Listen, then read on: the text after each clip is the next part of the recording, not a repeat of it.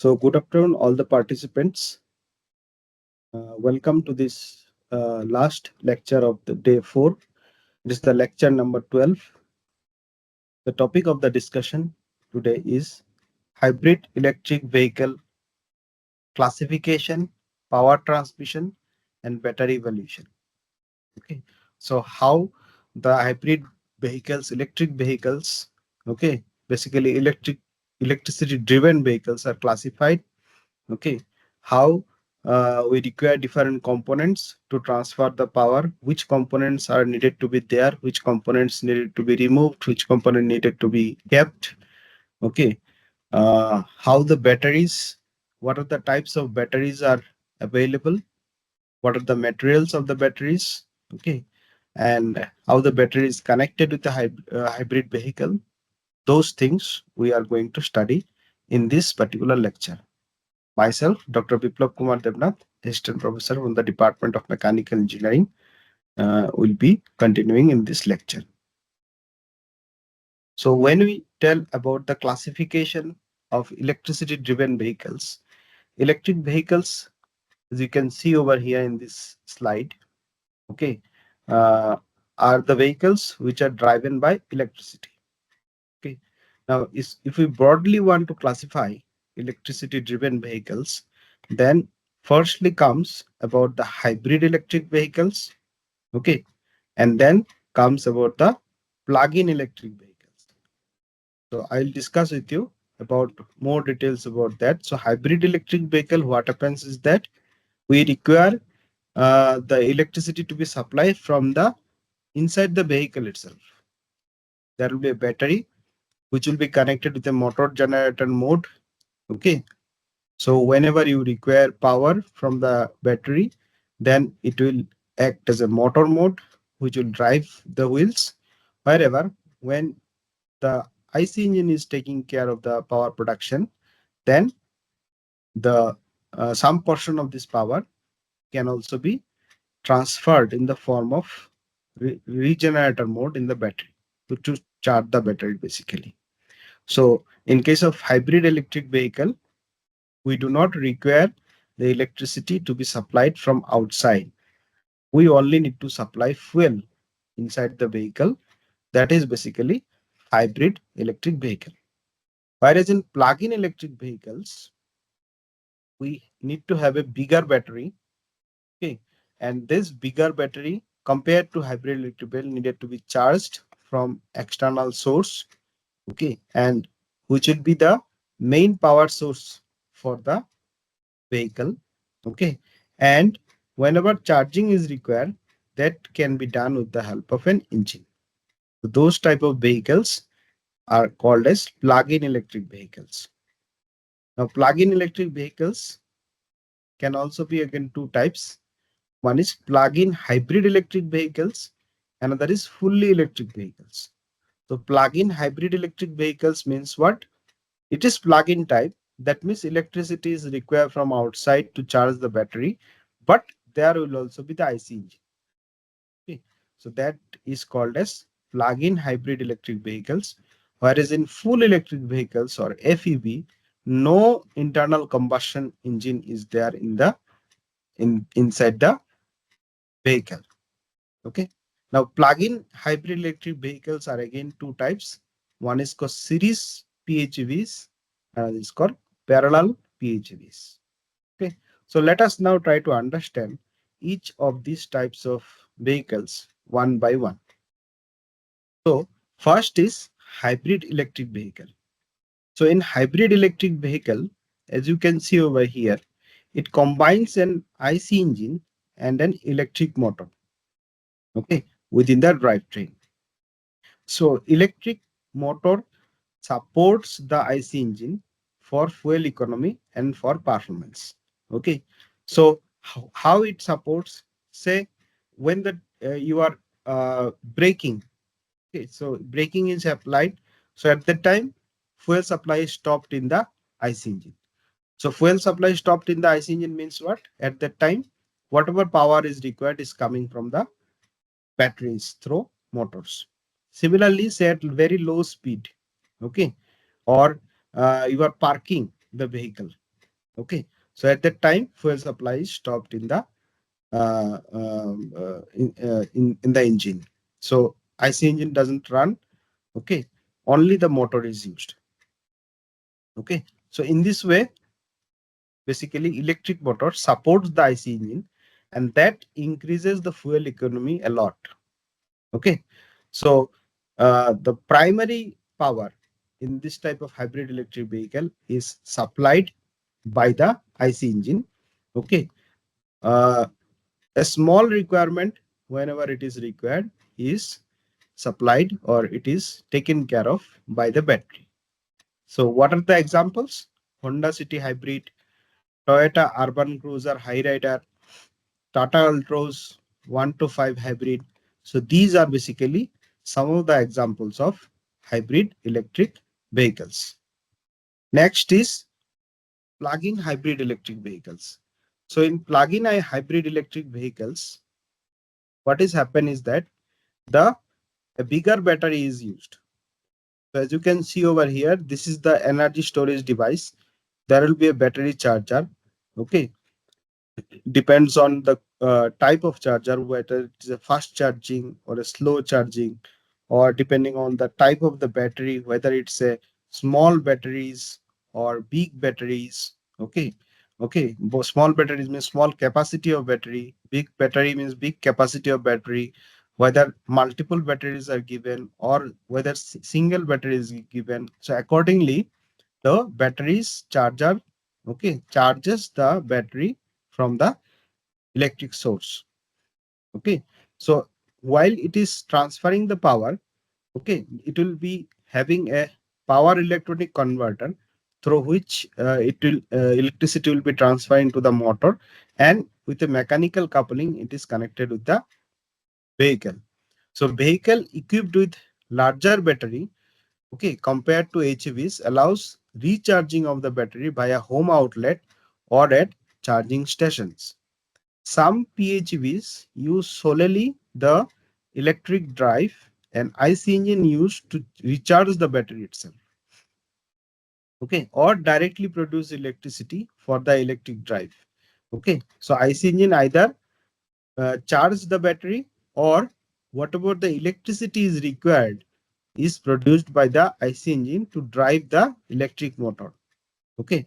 Full electric mode is also possible with enough energy stored in the battery.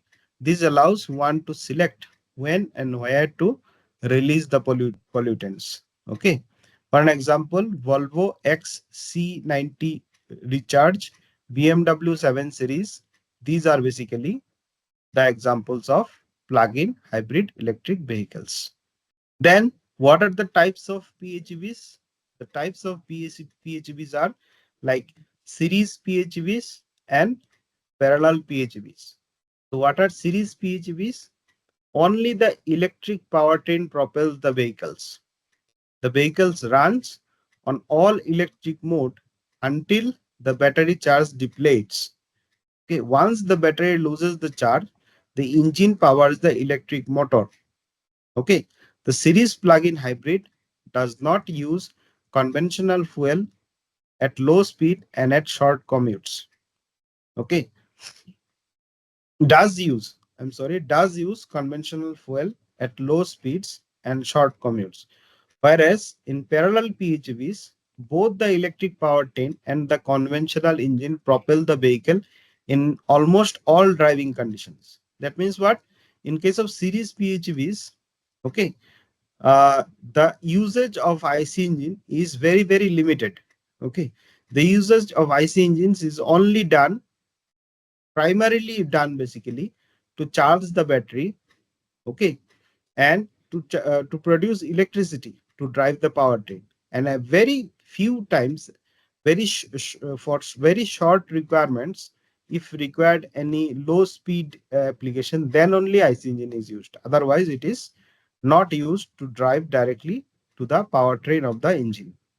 Okay, powertrain of the vehicle. But in parallel PHVs, it is both side. Means IC engine is slightly bigger in shape, so the IC engine can also supply the power.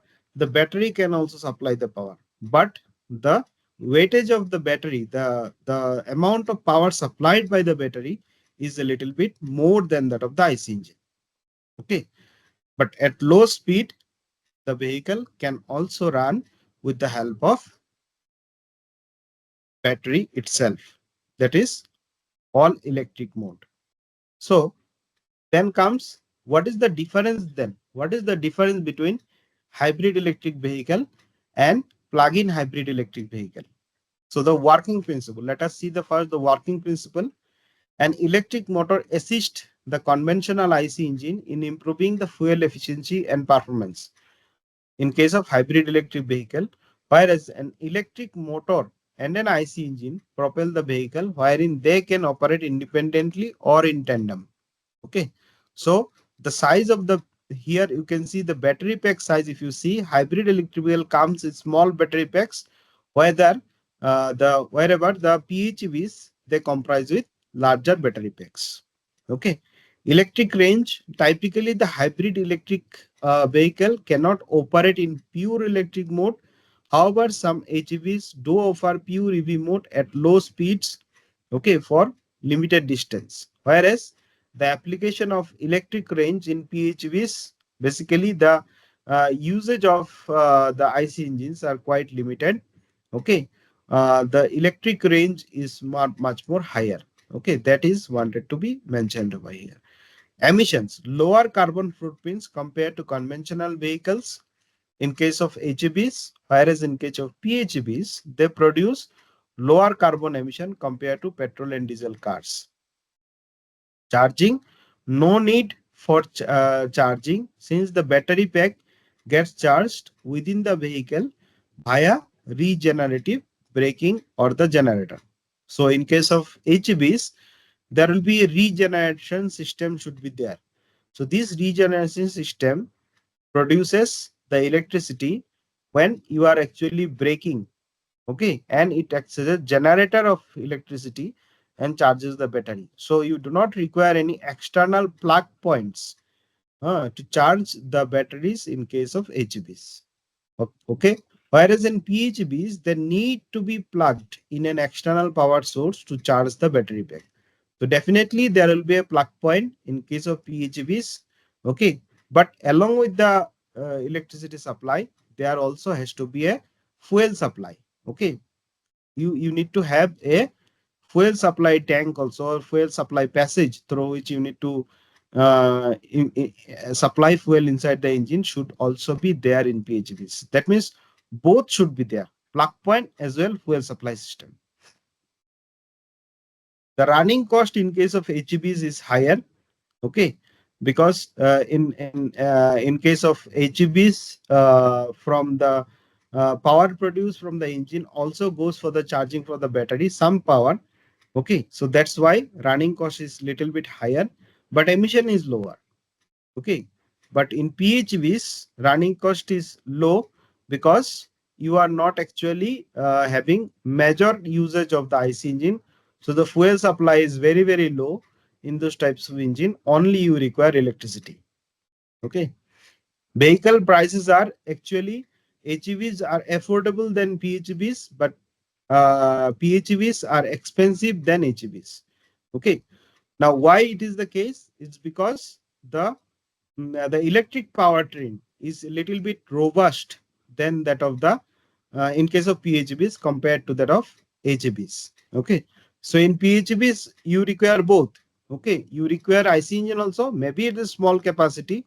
Okay, but still you require, along with a expensive and bigger battery and its supply system and electric supply system. But HEVs, your the electric battery is small. Okay, and you have a regenerator, so that's why you do not require any external charging point. You do not require battery charger. Battery capacity is also lower. That's why their cost is compared to PHEVs, their cost is lower. Okay, then what is the difference between PHEVs and FEVs? Okay, how we can side by side differentiate between PHEVs and FEV. Okay, so PHEV is plug-in hybrid electric vehicle, FEV is full electric vehicle. So the working principle is an electric motor and IC engine work independently or in tandem to propel the vehicle. In a nutshell, electric motor, electric battery, electric supply system has to be there. Along with that, IC engine also has to be there. Okay. Major power supply is been considered from the battery. Okay. And electric motor, but minimum amount of a small amount of IC engine power is also required.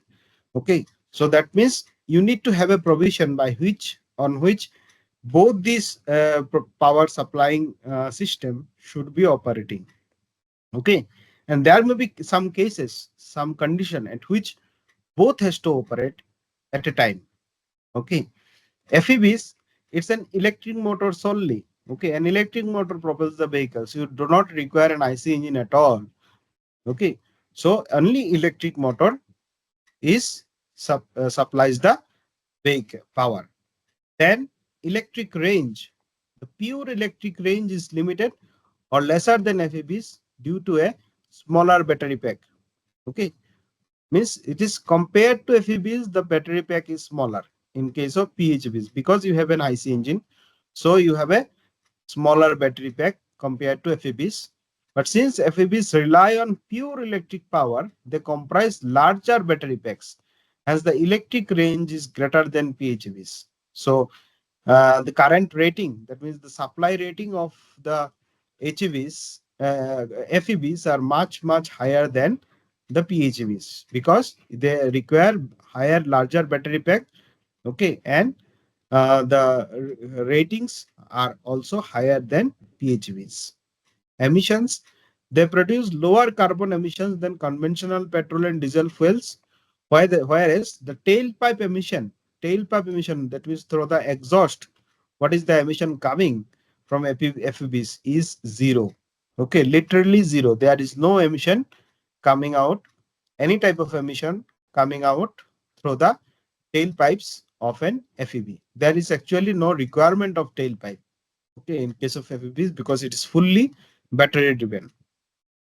Charging time, since the battery packs are smaller in size, that the charging time reduces. Okay, you require less time to charge the batteries because the batteries are small compared to FEBs. But FEBs have a larger battery packs, hence they require long time to charge. Okay, so compare if you compare between PHEVs and FEBs, okay, PHEVs require small time to charge, whereas FEBs require large time to charge. Okay, that's the reason why PHEVs they have a high running cost because you need to have a fuel also in that compared to FEBs, but FEBs compared to PHEVs have a low running cost because you don't require any fuel needed to be supplied. Okay, only electricity is required to be supplied to charge the batteries. Vehicle price, if you compare, they are expensive but cost less than FEVs, but FEVs are slightly expensive. Why? Because since we are still in the developing stages of full electric vehicles, full electric vehicles are yet to be commercially viable for long range, long distance, okay, and long duration. And that is the reason why the FEBs are expensive. Okay. But PHEVs, since they are having the IC engine with them, the IC engine technology is already developed. Okay. And it is a saturated technology. So your cost is slightly lower than FEBs. Now, if you want to convert an IC engine to EV drivetrain, means say tomorrow you got a job in a particular IC engine company, and that tells you that try to convert one IC engine vehicle to an EV vehicle. Okay, then what will be your plan? How will you start working? Okay, so first of the thing what you should be keeping in your mind that for a because IC engine vehicle is already developed, means it is quite advanced technology or quite you can say saturated technology. You know what are the components are required in IC engine. So you have to list out the components which you need to keep. Okay, because this keeping items is much more easier than disposing it or removing it. Okay, so in order to convert an IC engine to an EV vehicle, these are the minimum devices which you need to keep. Okay, because these things are common, are needed to be kept in EVs also. Okay, first foremost is the body or the frame. Okay, so definitely if you have a IC engine car, if you want to convert to an EV, you are not going to change the roof of the vehicle, you're not going to change the bonnet of the vehicle, you are not going to change the doors of the vehicles. Okay, so the body or structure of the IC engine has to be same. Okay, so structure of the vehicle, automobile, has to be the same. Okay, so this is the first thing you have to keep same. Doors and power windows. Okay, either it's an IC engine run vehicle or it's a battery run vehicle, you need the doors, right? You need the windows. Okay, so it is common for both the devices, so you have to keep these doors and power windows same to that of EVs also. Okay, then wheels. Okay, at the end of the day, the main purpose is to have the mobility. Okay, and whether you go with IC engine, you go with battery, you have to move, and for moving you need a wheels. Okay, so wheels needed to be kept common. Okay, so along with wheels there will be rim, there will be hub, there will be knuckle joints, there will be tires. Okay, those things also has to be kept as it is, you don't disturb those things. Okay, then suspension system. Okay, so existing system including the lower arm and the struts. Okay, so whatever may be the suspension mechanism.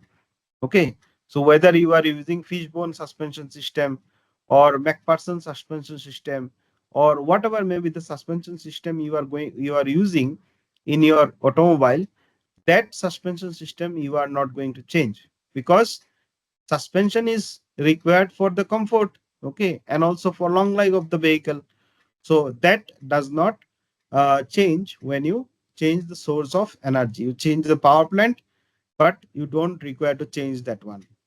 Okay. Then power steering system, whether it is a hydraulic power steering system or an electric power system, you need to drive, you need to have the flexibility of the vehicle to move in different directions. Hence, it should be same as to that of IC engine vehicle. Whether it is EV or IC engine, you need a same steering system. You need to steer the vehicle at different curves and different contours of the road. Okay, so the power steering system, okay, has to be the same. Power braking system, hydraulic or electric vacuum pump to actuate the braking system. Okay, so you have a braking system, you start, okay, you move, then you decelerate, then you reduce your vehicle speed, then you go for parking. Okay, you keep the vehicle at certain position on a certain parking place. Okay, move it from some other place. So for every operation you need brakes. Okay, so brakes are essential component to reduce the speed for safety of the vehicle, so that also needed to be kept as it is. Okay, then safety systems, airbags, parking sensors. Okay, those things are also needed to be kept as it is. Wipers and fluid pumps. Okay, so you have a wiper on your vehicle, maybe two wiper or maybe three wiper, one wiper at the back. Okay, so whatever may be the wipers and their connected fluid pumps from where you will supply the fluid to clean the mirrors. Okay, so those also has to be remain as it is. Then the mirrors. Okay, so whether it's an electronic mirror, okay, like nowadays mirrors are coming with control with minimum changes in the or minimum manual handling. Okay, electronic mirrors are also available. You need to see how whether vehicles are coming in the back or not. So it also doesn't change. Okay. So mirrors also remain to be as it is, whether it is an IC engine vehicle or an EV. Then interiors, all the interiors, including seats, seat belts, AC vents, cabin lights, and other interior components. Okay, those also has to be remain same. Okay, so whether it is an IC engine vehicle or electricity driven vehicle, you need to sit on the inside the vehicle to drive it. You need to have a place to sit for the passengers, for your family members to sit. You need a comfort system. For that, you need AC vents. Okay, you need lights inside the vehicle. Okay, so either it's an IC engine or an EV driven vehicle. These components has to be kept. There may be some other components also, okay, which also may remain same.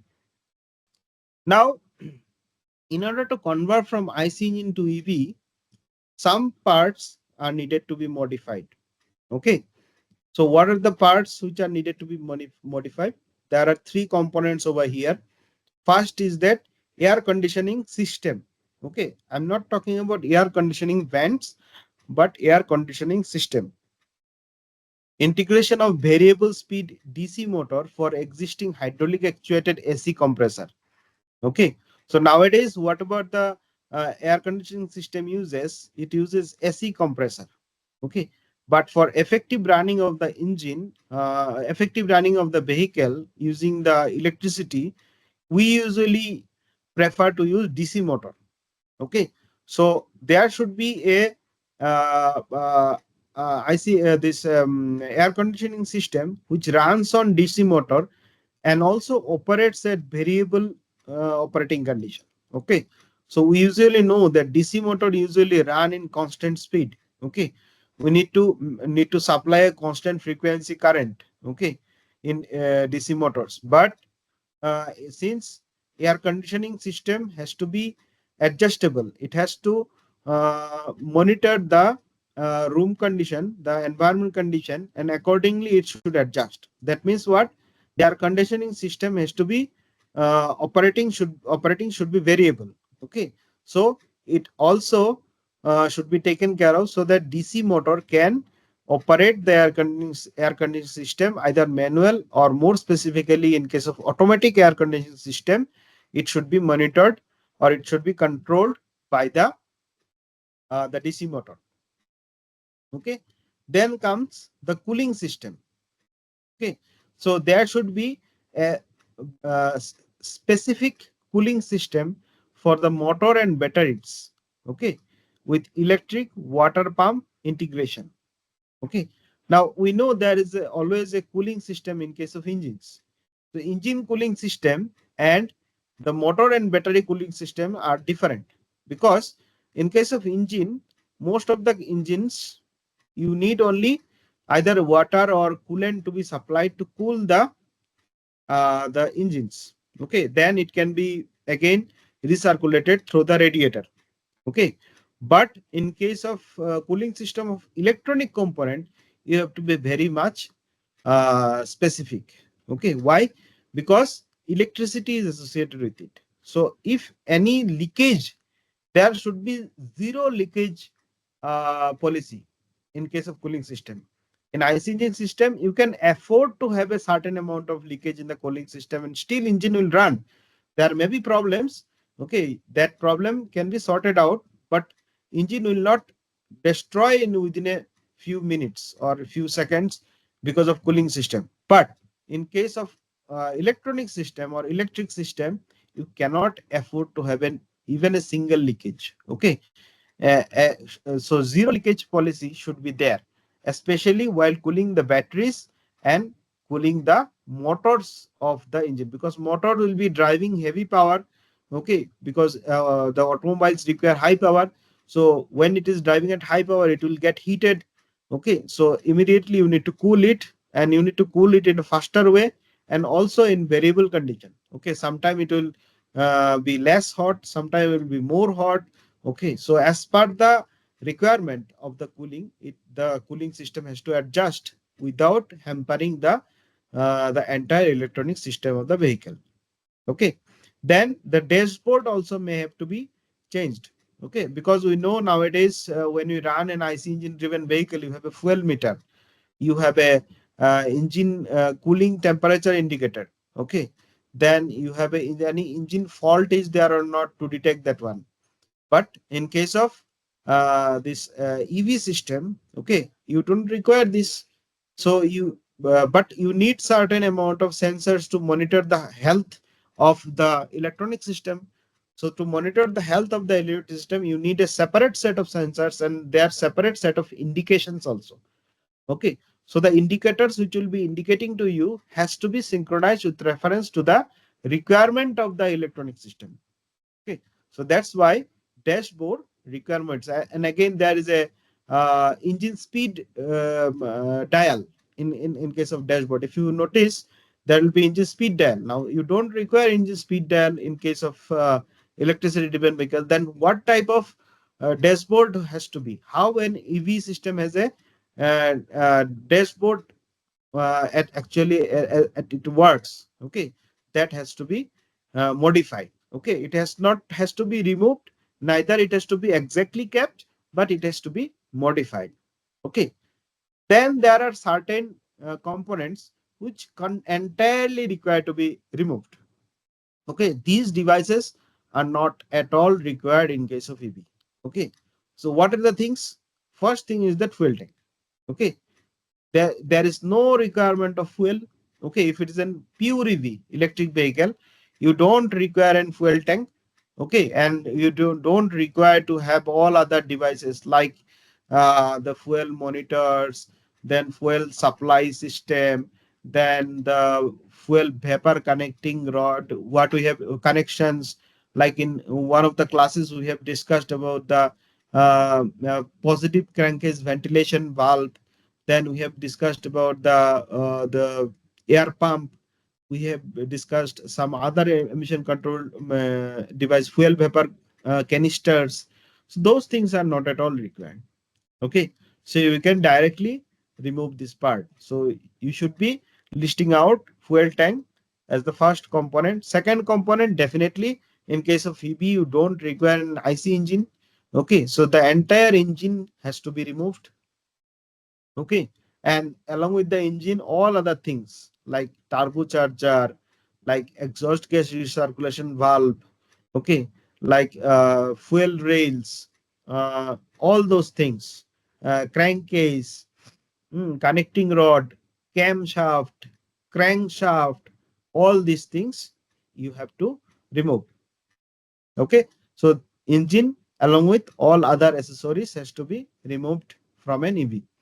Then there is a clutch and transmission system. Okay, in case of this one EV system, okay, if you increase or decrease the electric supply, it itself is sufficient to change the speed of the motor, and accordingly it can change the speed of the vehicle. So it is directly proportional. Increase electricity, increase speed. Decrease electricity, decrease speed.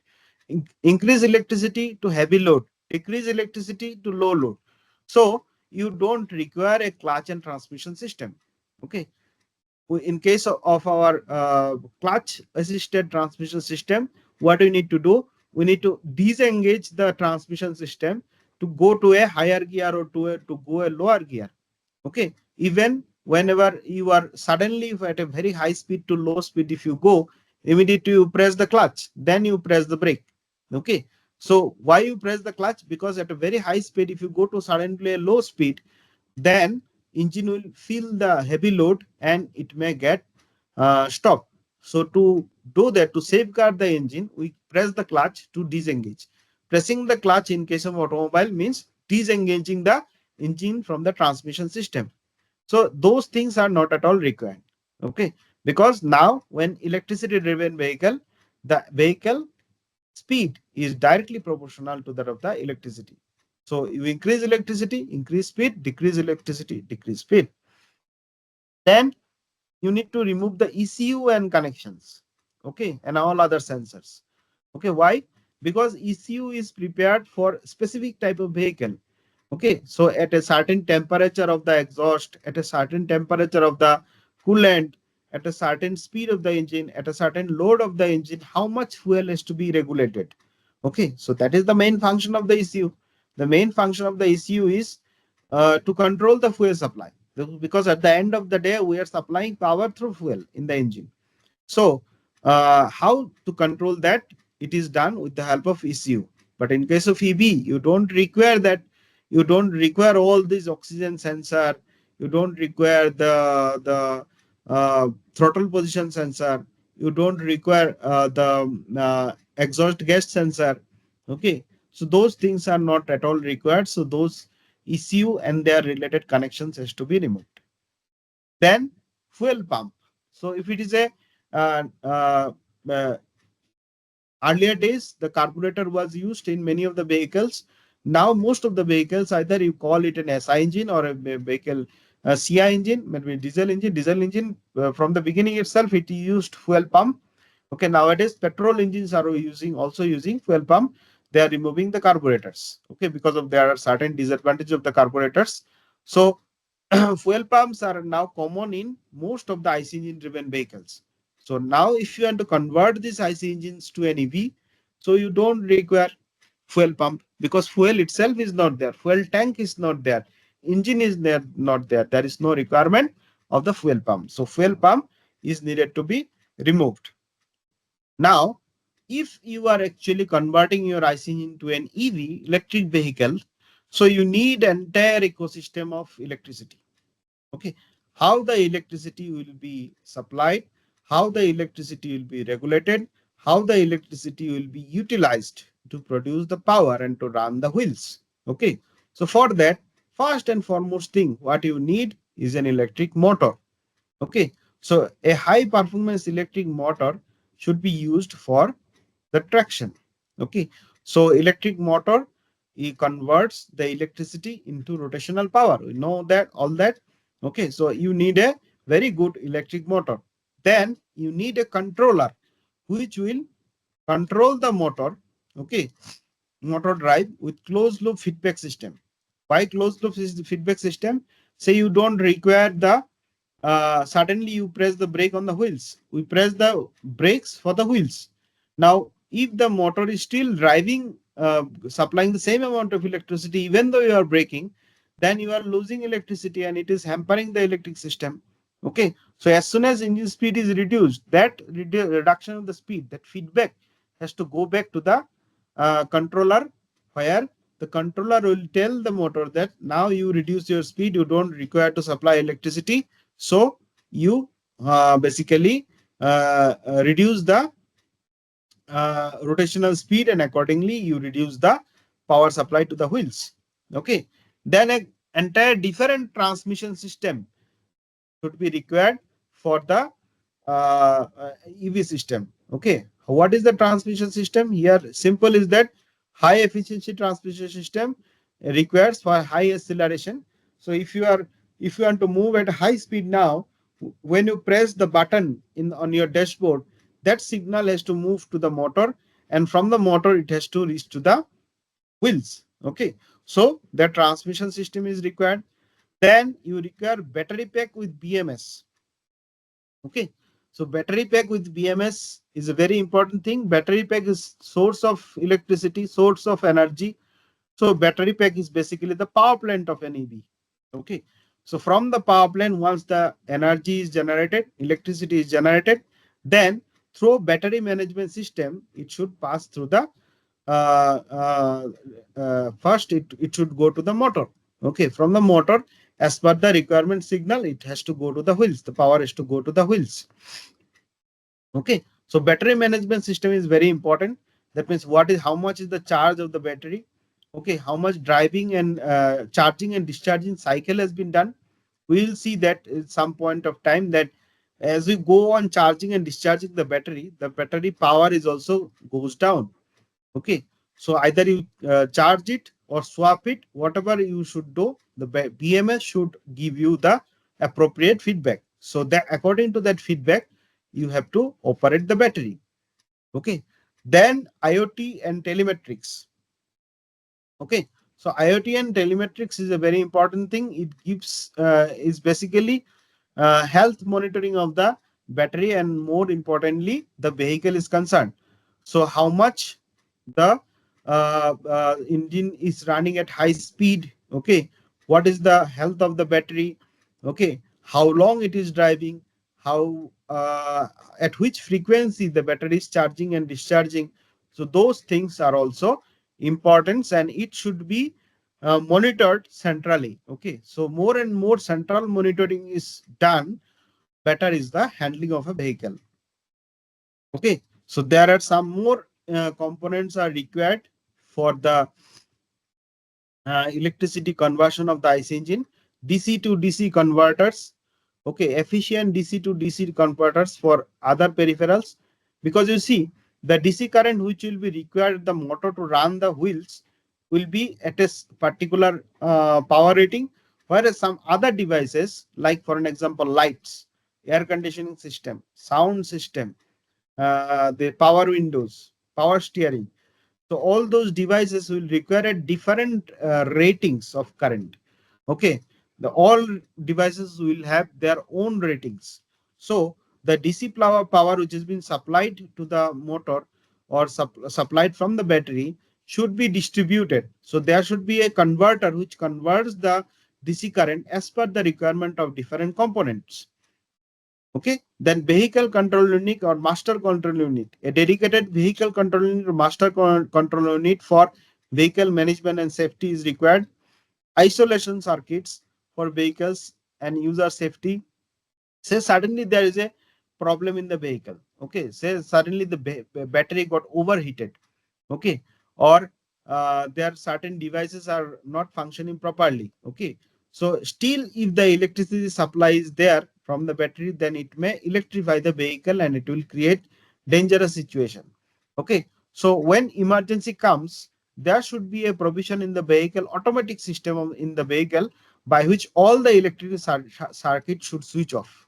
Okay, so this isolation, that means when should switch on and when should switch off, and for emergency situation automatic switch off system should also be there to safeguard the vehicle as well as their passengers and goods.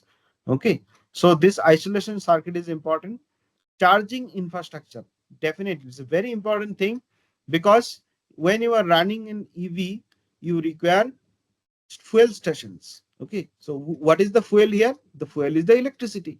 Okay, so the electricity charging station place by place nowadays, when we are looking around, when we go 5 or 10 kilometer distance we get a fuel pump. Okay, at least in regular cities and neighborhoods. Okay, so that frequent charging stations, so that any type of vehicle starting from a small scooter to that of big vehicles, trucks, bus, in future if it is operating, then this charging system should be available in a proper distance. Okay, so the charger can be an onboard charger or can be an external charger. Okay, and also associated software, because at the end of the day all this information what is happening inside the vehicle, starting from lights to the wipers to the motors to the steering wheel to that of wipe, everything. Okay, all information should be available on your dashboard as per requirement of the user or maybe the technician. Okay, who may be the operating, whether a normal passenger is operating or a technician is operating. For both of them, the information what is required, the signals what is required from the vehicle should be easily available for them. So how will you do that? You have to do that with the help of software which understands 0 and 1 with respect to our usual language form. Okay, so that information has to be converted with the help of software as well as through remote monitoring. Now, when you talk about batteries for electric vehicles, okay, as you can see over here, power for the electric motor is usually supplied from a high voltage nickel metal hydride battery. Okay, Nowadays, nickel metal hydride batteries are getting popularity. Why? I will explain in the next slide. Batteries for most of the hybrid electric vehicles are nowadays powered from the Panasonic EV Energy in Japan. Voltage ranges they vary from 144 volt to 650 volt of DC current. High voltage wiring may color coded, either orange or bright blue or maybe yellow. Batteries vary in design. Individual cells are connected to uh, one another. Batteries are located in the rear of the vehicle or uh, vehicle under the floor of the trunk or under the rear seat. Okay. The wiring harness from the batteries runs below the floor pan of the vehicle above 1 feet in front of the driver's side of the vehicle. Now, if we see what are the evolution of the batteries, this is how batteries has been evolved. Okay, so initially lead acid batteries were used. It is not so. Lead acid battery history is very old. Okay, even in the earlier days in 1910s or 1920s, in US, many vehicles were run by lead acid batteries. But there are certain problems. Okay, first of the problem is that their energy density is less. Okay, their max power density at wattage per kg at which you get the max power is less. Okay, 150. Their charging cycle is moderate, means 80% discharges around at 1000 charging cycles. Okay, large scale production requires 51 euros per kilowatt hour. Okay, but the main problem with lead acid batteries is that once they get discharged, the disposal became very much challenging because they had acid in that. Okay, so then people started to update it. Okay, and found with a more convenient rechargeable type acid lead acid battery. Okay, which increased the power density of 45 watt per kg. Okay, and max power density also increased to 250. Okay, then the charging cycle also increased. Okay, 80% discharge before replacement.